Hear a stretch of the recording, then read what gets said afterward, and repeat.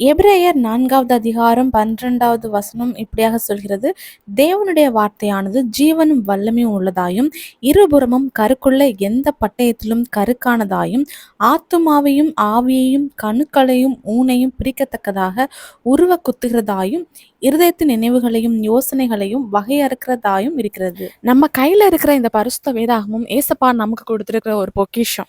ஏன்னா பரிசுத்த வேதாகமத்துல இருக்கிற ஒவ்வொரு வார்த்தைக்கும் ஜீவன் இருக்கு.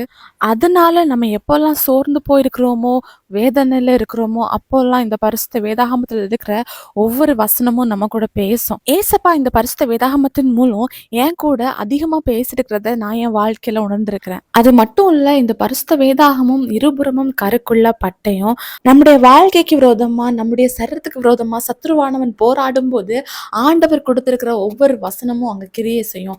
சாத்தான அந்த இருபுறமும் கருக்குள்ள பட்டயம் அழிக்கும்.